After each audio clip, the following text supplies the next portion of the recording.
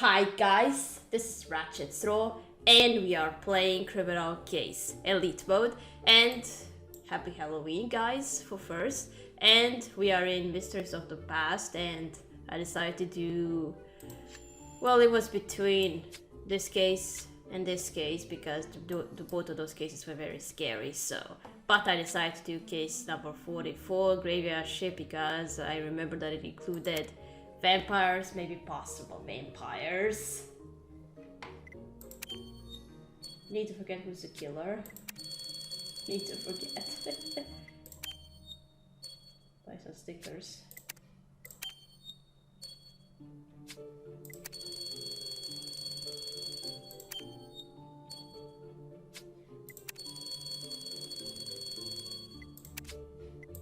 There we go. Late at night on the airship. Ooh. Katarina, I see you're up late, like me. Nights in Grief Chapel kept before bodying, and your first investigation led us into the realm of witchcraft already. You can't see from the wire. But an experienced detective recognizes common law breaking what he sees it, even if it's disguised as sorcery. That's right. Like this alleged pact between the Rochesters and the devil. He might fool the coward man, but not us. It's already obvious that this devil is an ordinary mortal chasing money. They helped Larry Rochester kill the deputy mayor, and... Please, Peter Katrina, something terrible has happened. Terrible's happened. I was patrolling near the old cemetery, and I stumbled upon a dead body. You found a dead body in the cemetery? My dear constable, that is where dead bodies belong. Detective Bottas, you don't understand. This body isn't buried. The fellow is lying slumped over a tombstone, and a vampire sucked him dry of blood. Oh. A vampire now? Constable, the beaming moon must have played with your senses. Why don't you go to bed and leave this matter to us? Please, Peter Katrina and I shall investigate the cemetery at once. Well, if anything, it could be a murder disguised to look like a vampire attack. Alright, let's go. Already this looks creepy enough for Halloween.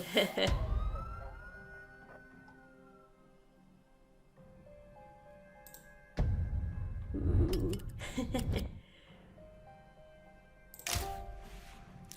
Well, there he is. Sucked of blood.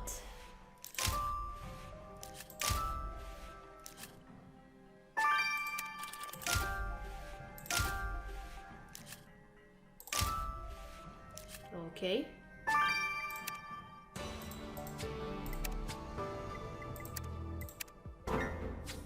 My word, Katrina, this fellow's not only dead, but he's so pale. There doesn't seem to be an ounce of blood left in him. But I don't see any wound except these puncture marks on his neck.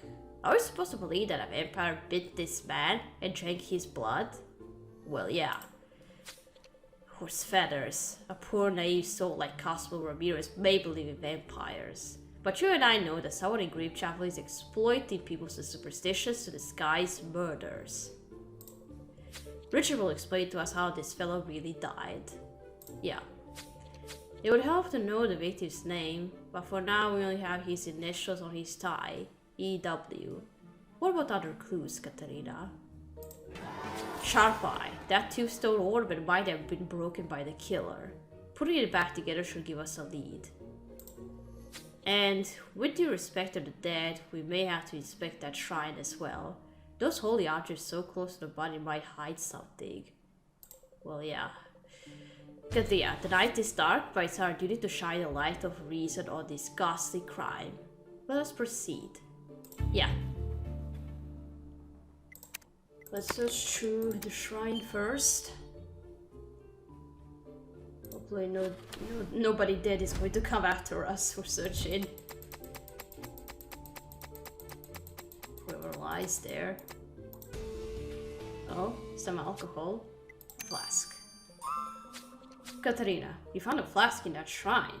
By Jove, who'd honor the dead with alcohol? I see there's a name on the flask. Callum Edwards. Always his initials were EW, so this Callum cannot be him. But you're right, this non-natural drinker might identify our victim. Time to question Mr. Edwards. Okay.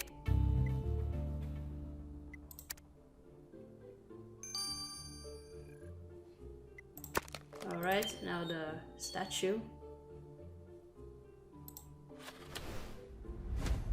Oh. What does it say? Your time has run out just like your blood. And this is Grim Reaper. Katria, this two-stone ornament is a classic representation of death.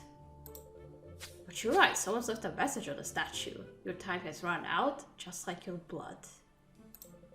Tarnation, we do know someone whose blood has run out, our victim. So this inscription must have been left by the killer. Sharp-eyed Katria, there's also a symbol on the statue. You will ascertain its meaning. Okay.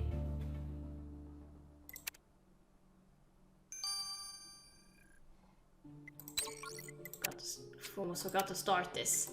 Alright, let's go to Callum now.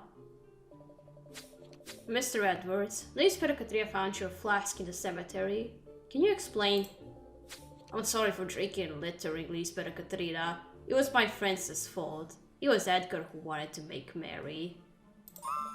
Edgar, you say? Is he a bespectacled fellow whose last name starts with W? That's him, alright. Edgar Waugh, the poet and my boyhood friend. Are you holding him in your cells too, Lisbeth Katerina? Edgar Waugh as in Edgar Allan Poe. Well, fitting for Halloween. I'm afraid we are holding him in the morgue, Callum. Your friend was murdered in the cemetery tonight. Murdered? Heavens! What dreadfully sobering news. You see, Edgar and I went to the Steak and Garlic, a tavern near the woodland. We had a drink, then another. I don't remember how we ended up in the cemetery. We must have passed out, because when I woke up, Edgar was still asleep on a tombstone. And then I heard a wolf howl in the graveyard, and I ran away. Looks like you were the last person to see your friend alive. We better keep you here until you sober up. Meanwhile, Lisbeth, Katria, and I shall retrace Edgar's steps to this tavern you mentioned. Alright.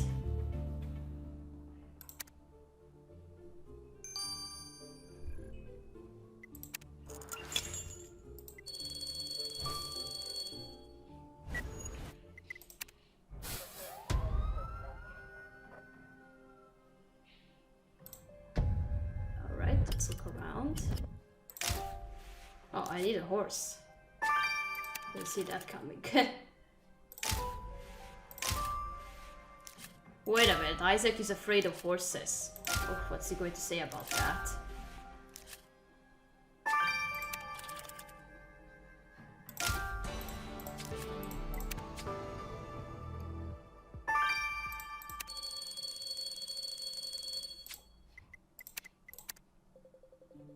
Katria, this town looks like the only safe haven in this dreary woodland.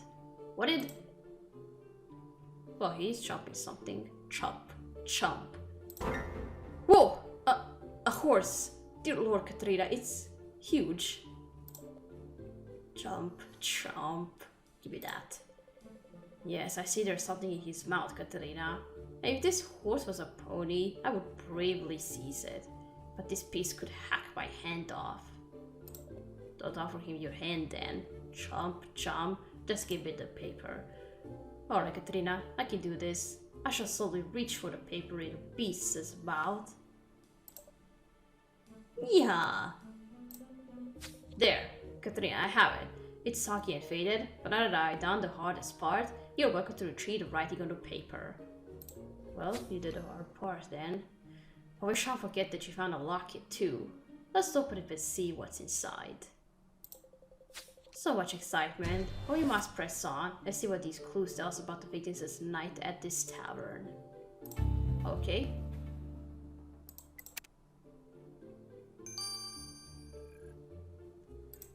Alright, let's unlock the locket.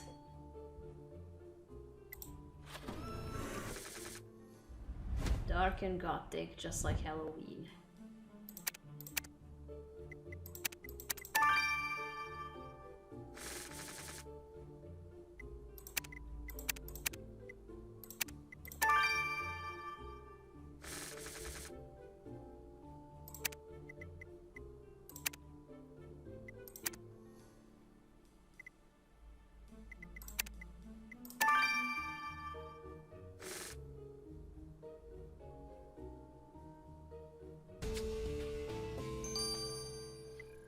Okay, Edgar, and who's the woman on the locket? Katrina, the locket you open holds 2 portraits inside. The man is undoubtedly our victim, Edgar Woe.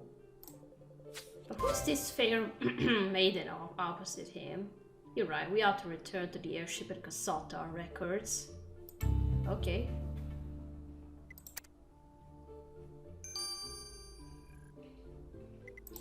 Okay, now the paper from the horse.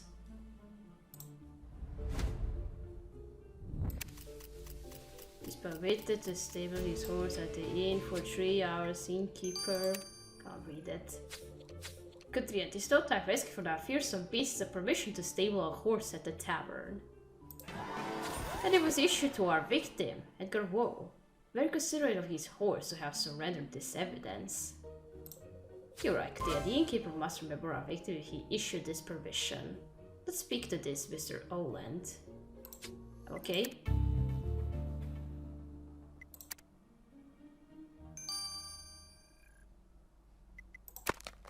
Alright, let's now identify this woman.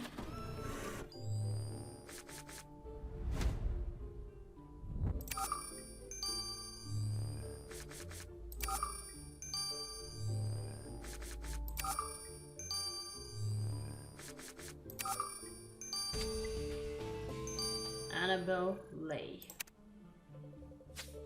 Katrina, the maiden in the victim's locket is known by the name of Annabelle Lay. She must have been our victim's sweetheart. Then we must inform Annabelle about Edgar's death. A sad obligation. Yeah.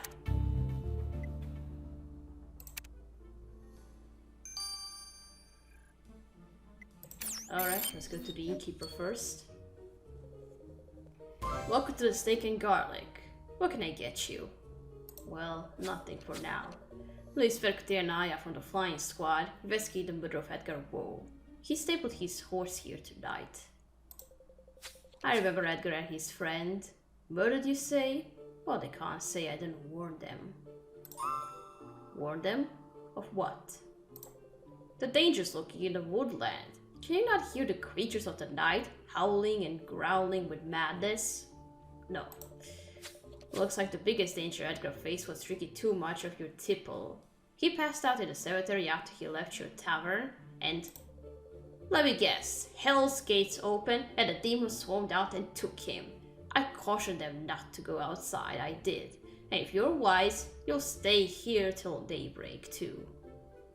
No, I won't. Thank you for your concern, good sir, but we have a murder to solve. But you might hear from us again. Alright, gee. Alright, let's go to Annabelle now. Sweet Edgar's dead, you say? I must be dreaming. Please shake me awake from this nightmare, kind strangers. Well, it's true. Sadly, it's not a dream, Miss Annabelle. Edgar's been killed. We understand he was your beloved. Edgar loved me with a love that was more than love. The angels in heaven took him, Lisbeth and Katarina. They envied our happiness. I fear it wasn't angels, Miss Annabelle, but a human with devilish intentions who ended Edgar's life. Did Mr. Woe have any enemies? Who would want to harm a poet? Edgar wrote beautiful verse, all dedicated to me. And now the world is robbed of his poetry, and I'm robbed of his love. Miss Annabelle, we are sincerely sorry. Try to rest now, and stay indoors. We'll send someone around to check on you. Alright. Is it a vampire attack, or is it not? What a night, Katarina. The wolves are howling outside, and now this man, with all the blood sucked out of him. Sucked out? Richard, I hope you're not suggesting there was anything supernatural about this death. On the contrary, while the Kuro made an obvious attempt to stage the murder as a vampire attack, I can tell you how they really did it. The puncture wounds Katia observed on the victim's neck are not teeth marks, but perforations made with a hypodermic syringe. Obviously. After piercing the carotid artery, all the Kuro needed was a small hand pump and a container of approximately 5 liters with which to drain the victim's blood. The killer used a pump to exsanguinate the victim, a truly devilish deed. But Kateria's right. Why didn't the victim defend himself? Maybe he was drunk. We know he was at the inn with his friend. The answer to that is in the victim's stomach. He consumed approximately 17 pints of beer. The killer didn't need to subdue him. He was too drunk to protest. But that's not all, Katerina. I found one curious thing in the victim's neck wound. A single hair belonging to a cat.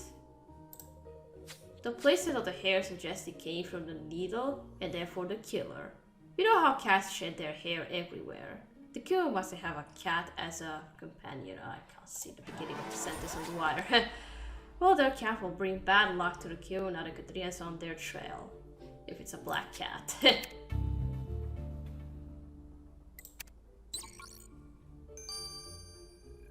Alright, now the message on the statue.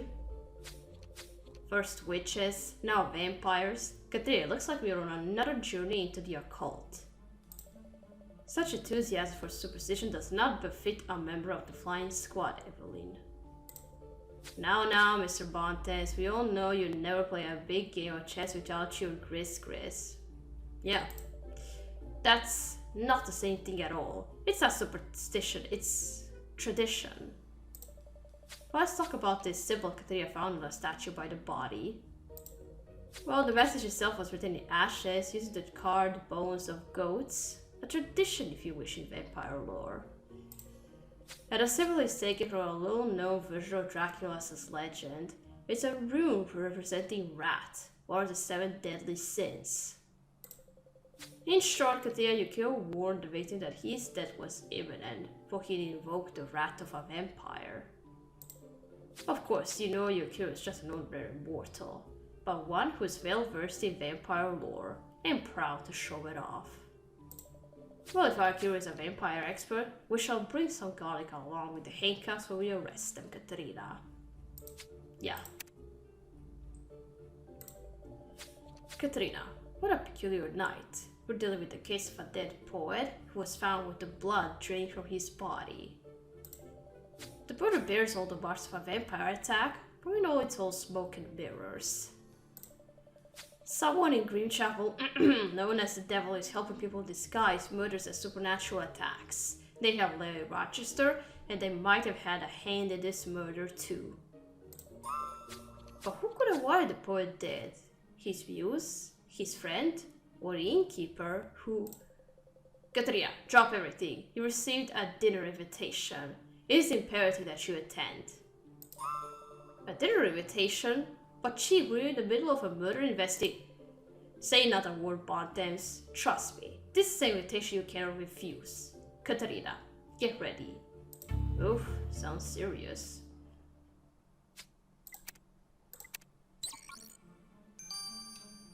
Alright, we gotta stop here. We gotta continue playing in chapter 2. So, thank you for watching. Don't leave a like to this video, and I'll see you again. Goodbye!